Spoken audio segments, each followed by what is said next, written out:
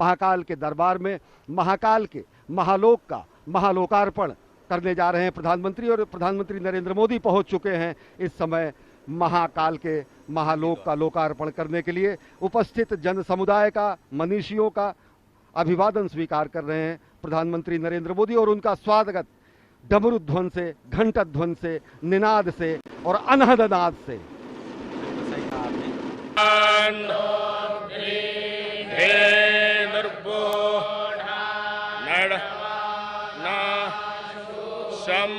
संभवाय मयो भवाय मयो भवाय संभवाय संभवाय मयो भवाय शंकराय शंकराय मयो भवाय संभवाय संभवाय मयो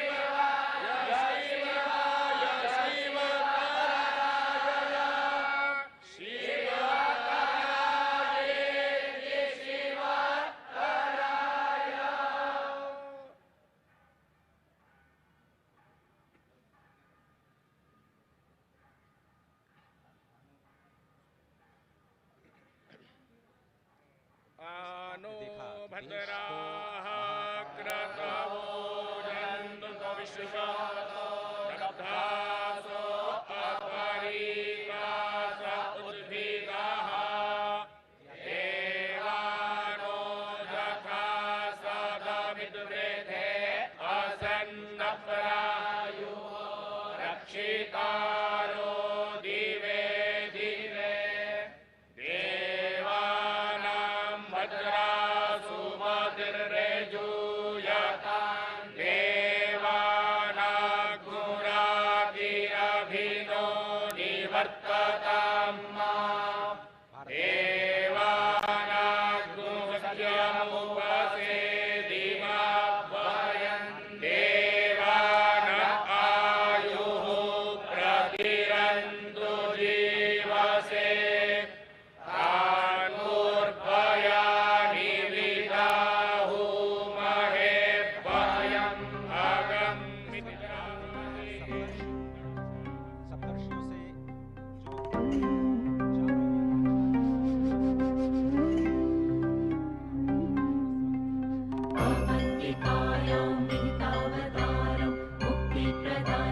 च सज्जनानाम्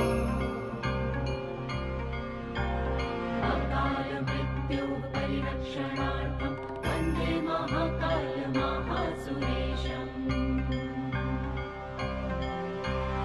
अवन्तिकायां विहितावतारं मुक्तिप्रदानाय च सज्जनानाम्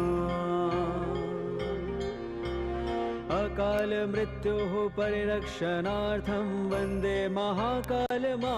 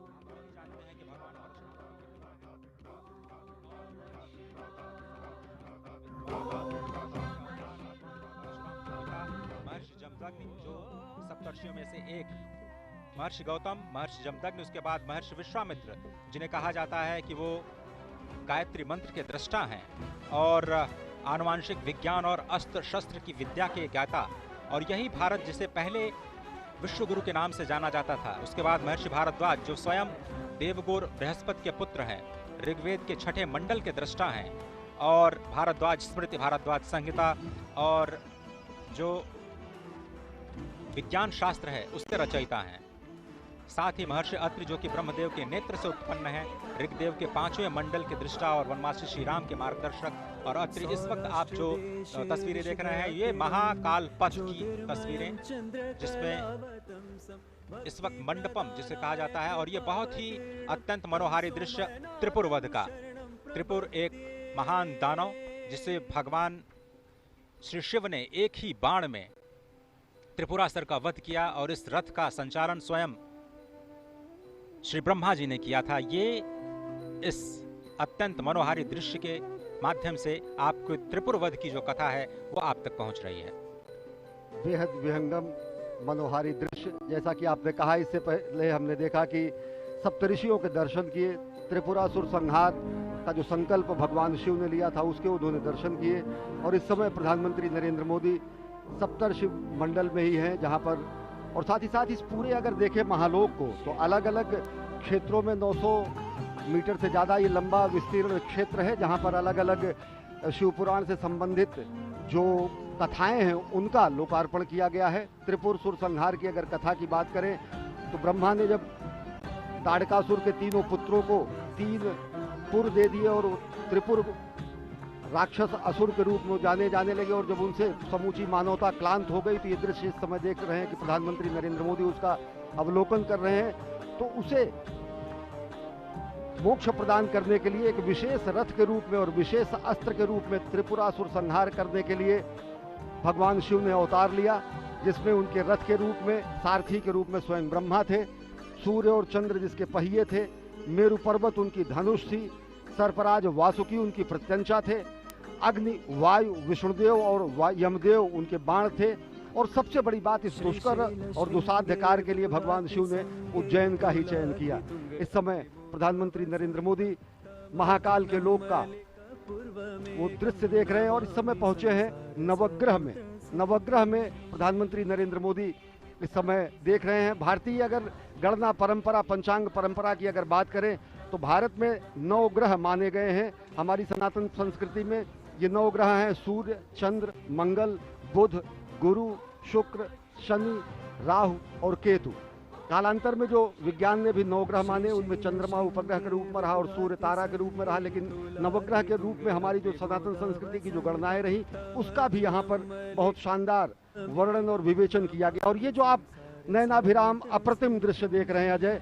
देखें तो किस तरीके से रक्षा सूत्र में बना हुआ भगवान शिव का ये शिवलिंग यहाँ पर रखा गया है। और निश्चित तौर से इसके पीछे की जो अवधारणा होगी कि एकता के सूत्र में हम समूचे देश को बांधें, धर्म धर्मांतर मत मतांतर को किनारे रखते हुए एक रक्षा सूत्र के रूप में यहाँ पर उपस्थित भगवान शिव का ये महालिंग ये बताता है कि किस तरीके से हम राष्ट्र की एकता के लिए, राष्ट्र को एकता के सूत्र में बांधने के लिए हम तत्पर हैं। क्योंकि ये पूरा का पूरा जिस शिवलिंग का लोकार्पण करते समय प्रधानमंत्री नरेंद्र मोदी ने विश्वार्पण लोकार्पण किया, वो रक्षा सूत्र से बना हुआ है। और रक्षा सूत्र से बनने का अर्थ यही है कि हम एकता के सूत्र में बंधें, क्योंकि अलग अलग तंतु जब एक हो जाते हैं तो रक्षा बनती है। और वो रक्षा सूत्र निश्चित तौर से लोगों की रक्षा के लिए होती है। और साथ ही साथ अगर देखें अजय, तो ये भारत के विश्व के मस्तक पर, विश्व के क्षितिज पर नए भारत के अभ्युदय का सीधा प्रमाण है। पूरी दुनिया देख रही कि किस तरीके से भारत भारतीयता को अपने में समेटे,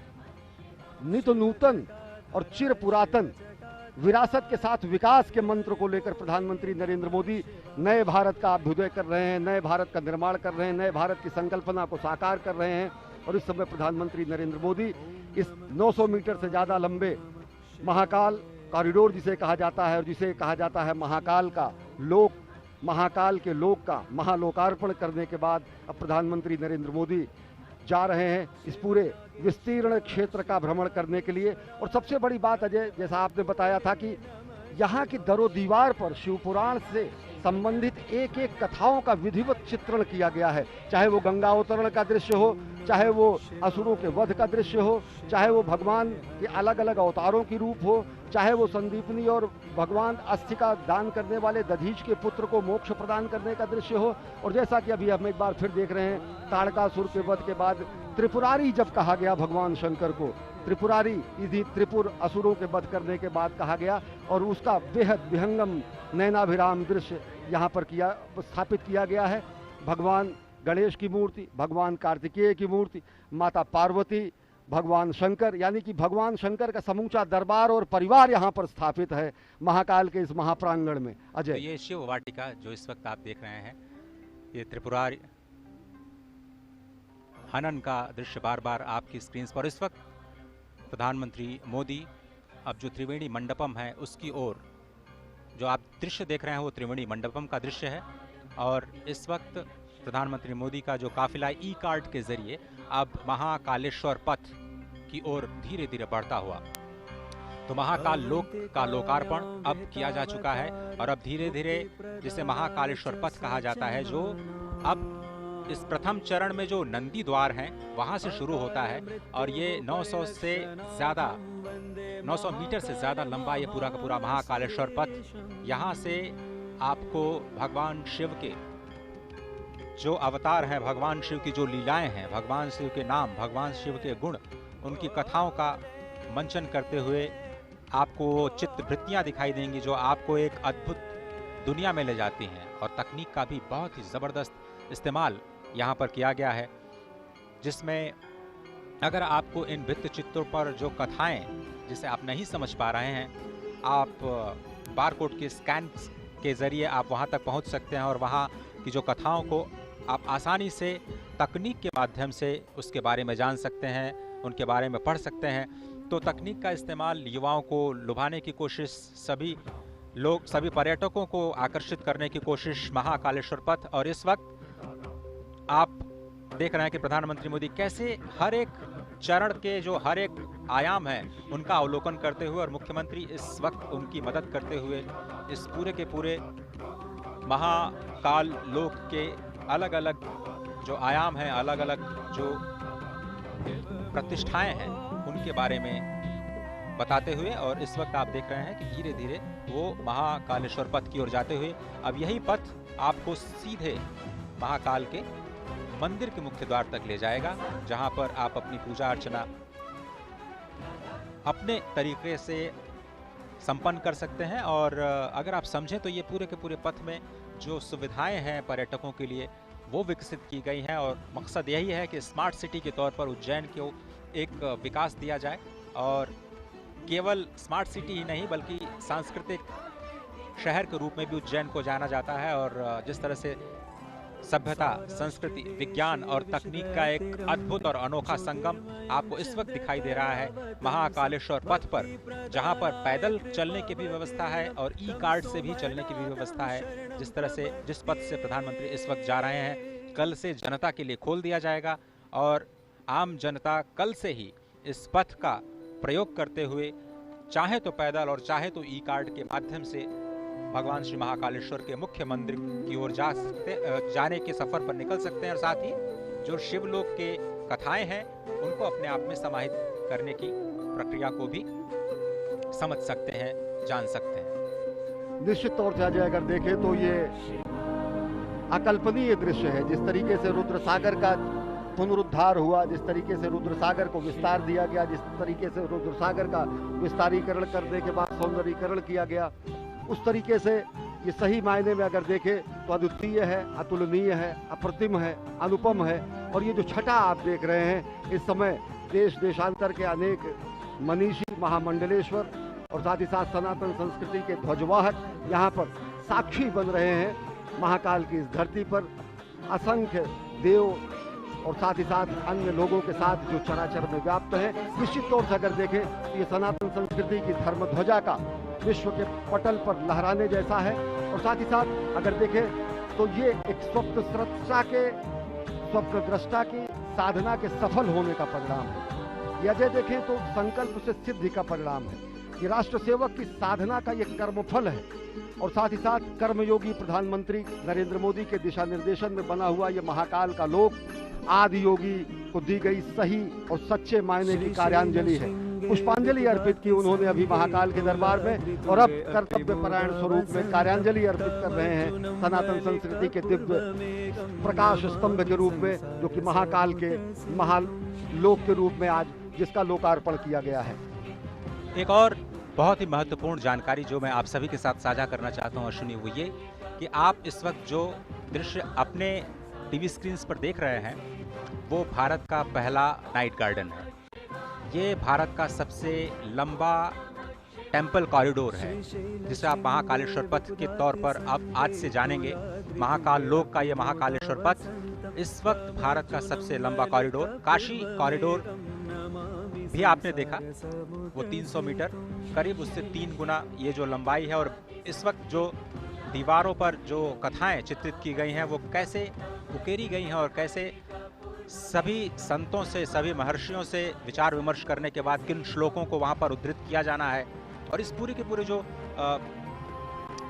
आपको दीवार दिख रही है वो 25 मीटर ऊंची, उसमें आधे किलोमीटर यानी 500 मीटर का जो हिस्सा है वो शिव पार्वती के विवाह के संबंध से जुड़ी हुई कथाओं के लेकर के समेटे हुए हैं। और अजय, सबसे बड़ी बात आपने ये भी बताई, दर्शकों को अपनी रिपोर्ट में भी दिखाया कि किस तरीके से ये पुरातन और नवीन का संगम भी है।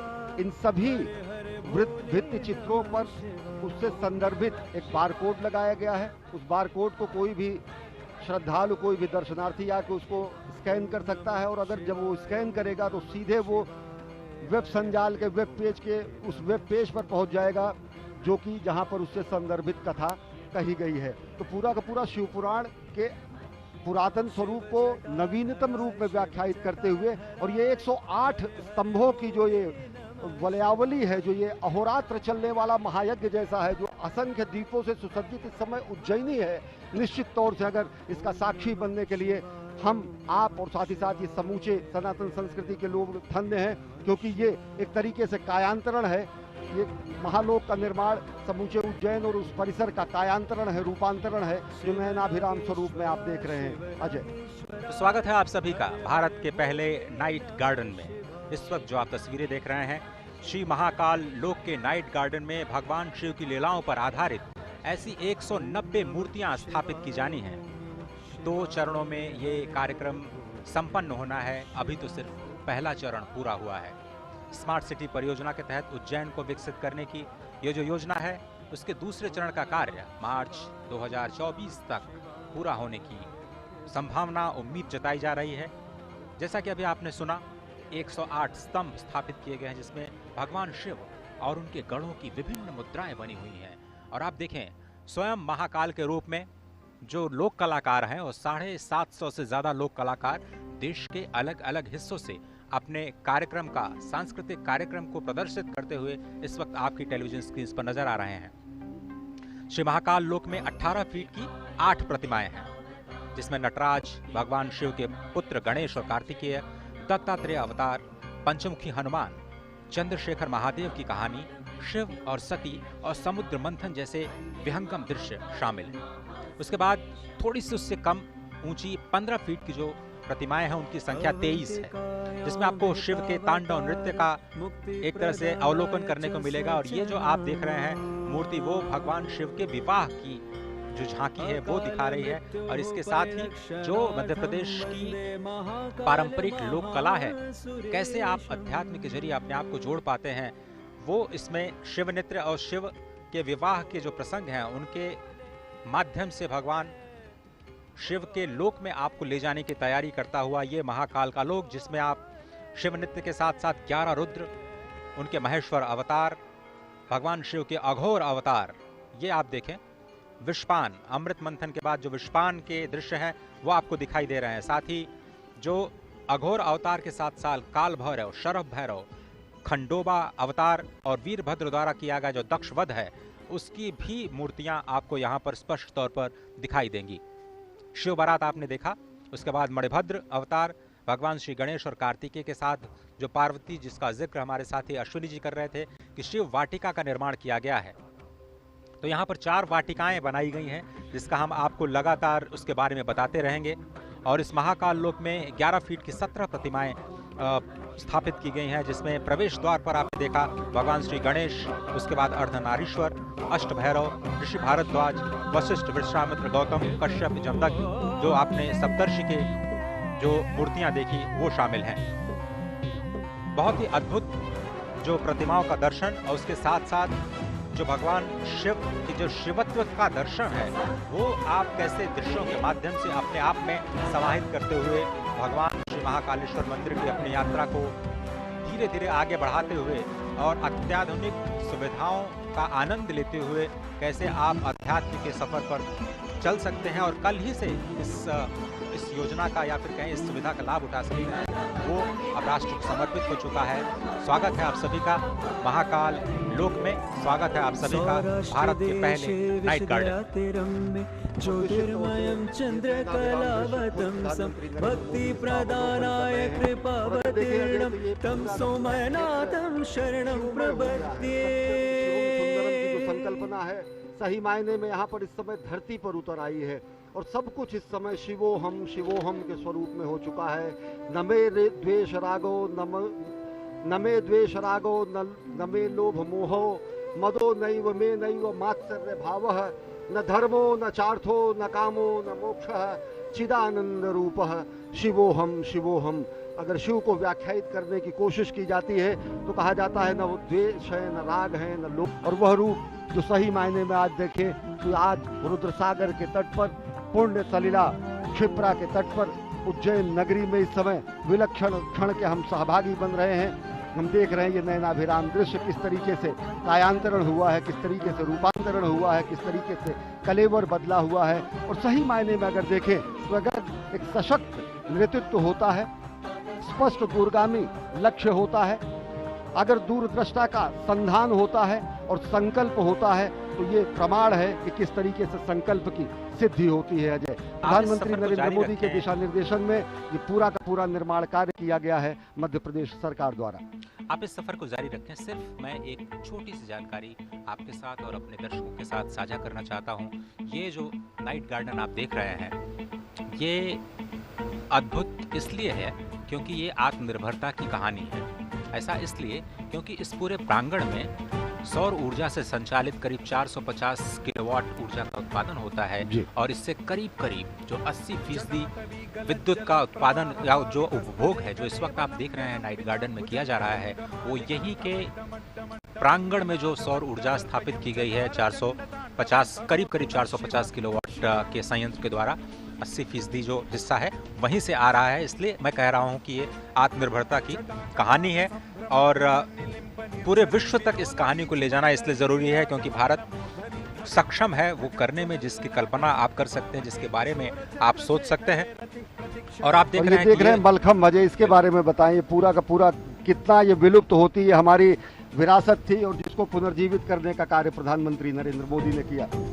और ये बहुत ही अद्भुत, ये माधव न्यास संचालित जो मलखम्ब की पूरी प्रक्रिया है वो आप इस वक्त देख रहे हैं। और यही इसी संस्थान का जो छात्र हैं, छोटे छोटे छात्र हैं, वो राष्ट्रीय स्तर पर अपनी एक अलग पहचान भी बना चुके हैं। और यहाँ के कई जो छात्र हैं वो स्वर्ण पदक विजेता भी हैं राष्ट्रीय खेलों में, जो मलखम्ब से संबंधित जो प्रतियोगिताएं होती हैं। तो अजय, इसके बगल ही भारत माता का मंदिर है जहाँ पर मलखम्ब के बच्चों को शिक्षा दीक्षा दी जाती है। उसके बगल में ही आद्य द्वितीय गुरु संघ चालक को संबंधित और उनको लिए समर्पित माधव सेवाश्रम है। और साथ ही साथ ये जो विलक्षण हम देख रहे हैं कि ये जो हमारी कला थी, जो हमारा ये ज्ञान था, जो हमारा ये कर्तव्य था, जो हमारा व्यायाम था, जो कि कहीं लुप्त हो रहा था, उसको जो है पुष्पित पल्लवित संवर्धित और स्थापित करने का प्रयास प्रधानमंत्री नरेंद्र मोदी ने किया। और देख रहे हैं आप भारत माता का मंदिर, जो कि महाकालेश्वर भक्त निवास भी यहाँ पर है और महाकाल के प्रांगण से ही सटा हुआ ये भारत माता का मंदिर है। निश्चित तौर से अगर देखें तो दो ही मंदिर हैं, या तो हरिद्वार में भारत माता का मंदिर है या फिर उज्जैन में भारत माता का मंदिर है। हम उस संस्कृति के हैं अजय, जो हम कहते हैं कि माता पृथ्वी पुत्रो अहम, माता पृथ्वी है और हम उसके पुत्र हैं। हम ऐसे उस सनातन संस्कृति के हैं जो हम कहते हैं कि हम अपनी जन्मभूमि को माँ के सदृश मानते हैं। हम उस संस्कृति के हैं जो ये कहते हैं कि जननी जन्मभूमिश्च स्वर्गादपि गरीयसी। हम उस सनातन संस्कृति और भारत भूमि की पूर्ण भूमि के हैं जो कि ये बताते हैं कि जीवन का क्षण क्षण और शरीर का कण कण राष्ट्र के लिए समर्पित होना चाहिए। और इन्हीं ध्येय वाक्यों को आगे लेते हुए और राष्ट्र निर्माण के प्राण प्रण से जुटे हुए इस राष्ट्र साधक के संकल्पना के साकार होने का आज दिन है, स्वप्न दृष्टा के स्वप्न के साकार होने का दिन है। ये विहंगम दृश्य खुद बताता है कि किस तरीके से पूरा का पूरा इस परिसर का कायांतरण हुआ है, रूपांतरण हुआ है, दिव्य अलौकिक छटा मिली है। अजय, कुमुद सरोवर का दृश्य आप देख रहे हैं। और जिस तरह से हमने पहले कहा कि यहाँ पर जितने भी विद्युत का उत्पादन किया जाता है वो पूरे के पूरे इसी प्रांगण में प्रयोग किया जाता है। ऊर्जा के उत्पादन के लिहाज से 80% आत्मनिर्भरता प्राप्त की जा चुकी है।